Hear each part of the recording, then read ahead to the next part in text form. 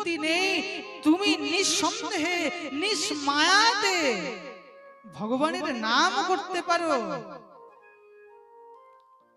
ভগবান জানো কাকে সন্তান দেয়? যার পূর্ব জন্মের ঋণ থাকে। যার পূর্ব জন্মের ঋণ থাকে না, ভগবান তাকে কখনো সন্তান দেয় না। তুমি কেন ব্যর্থ চিন্তা করছো? তাকে একটা কথা বললো, শোনো।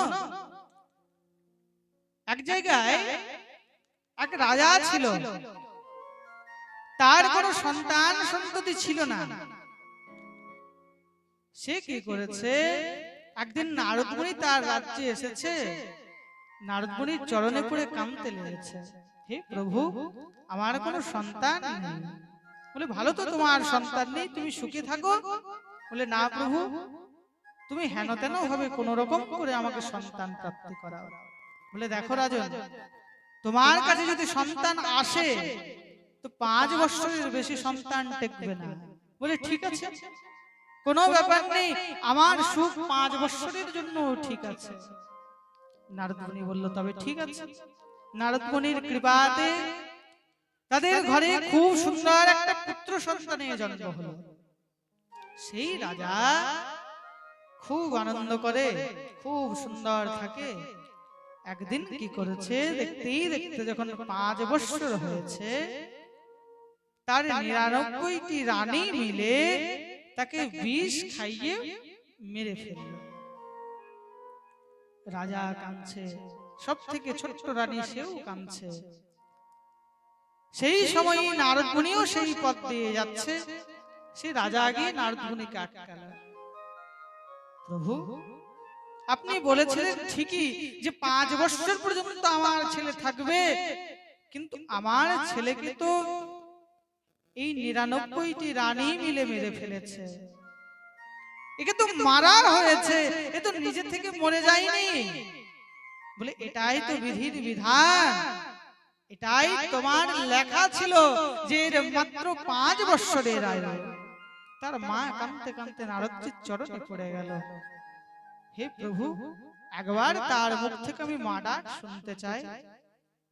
সে রাজা বলছে, একবার তার মুখ থেকে আমি পিতা ডাকটা শুনে নি, তারপর আর আমার কোনো কিছু কামনা থাকবে না।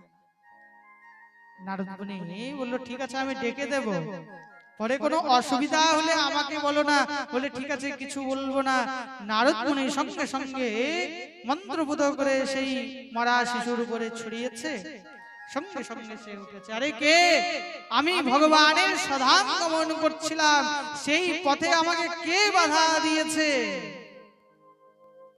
সেই রাজা চড়ে বলে উঠল, সন্তান, আমি তোর বাবা। বলে, আমার বাবা? কোন জন্মের বাবা? আমি অনেকবার সন্তান হয়ে এসেছি। কখনো আমি গরুর সন্তান হয়ে এসেছি, কখনো কুমির হয়ে এসেছি, কখনো কীট পতঙ্গ হয়ে এসেছি, কখনো তুমি আমার ছেলে হয়ে এসেছো, কখনো আমি তোমার বাবা হয়ে এসেছি।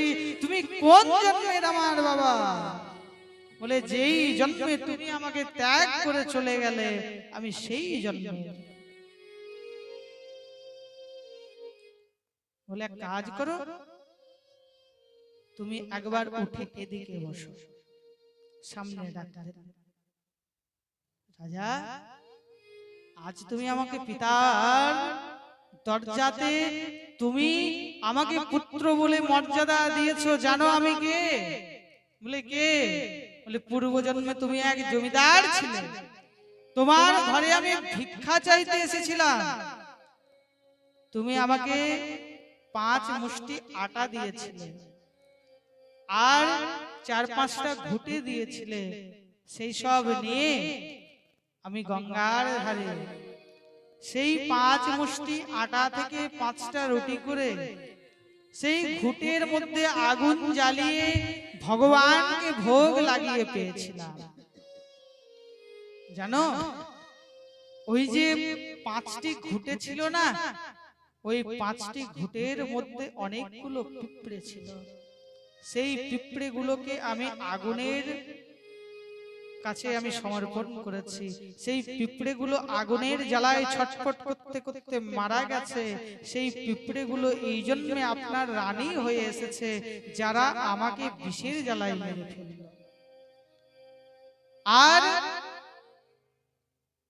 ওই যে 5টা রুটি আপনার থেকে চেয়ে খেয়েছিলাম, আমি ভগবানকে ভোগ লাগিয়ে পেয়েছিলাম বলে সেই 5টা রুটির শোধ আপনাকে আমি 5 বৎসরে পূরণ করে দিলাম। যদি আমি সেই 5টা রুটি যদি ভগবানকে সমর্পণ না করে যদি পেতাম, হয়তো কত জন্ম ধরে আমাকে আপনার সেই ঋণ শোধ করতে হতো। আপনি আমাকে 5 মুষ্টি আটা দিয়েছিলেন, যার ফলে আপনি আজকে রাজা হয়েছেন। আর সেই রুটি থেকে আমি 2টো রুটি আগে ভিখারিকে দিয়েছিলাম, সেই মা হয়েছে আজকে আমার। এই প্রকার যখন সব কথা বলল, রাজা বুঝে গেল তো মহারাজ আমাদের পুত্র, আমাদের সন্তান, এরা আর অন্য কেউ নয়, আমাদের সবাই হলো পূর্ব জন্মের স্মৃতি। সবারই কাছে আমাদের ঋণ আছে, যার যেদিন ঋণ শোধ হয়ে যাবে সেদিন আমাদেরকে ছেড়ে চলে যেতে হবে। যতদিন ঋণ রয়েছে ততদিন শোধ করো, যেদিন খাতা ক্লিয়ার সেদিন ধাম থেকেও ক্লিয়ার। এই প্রকার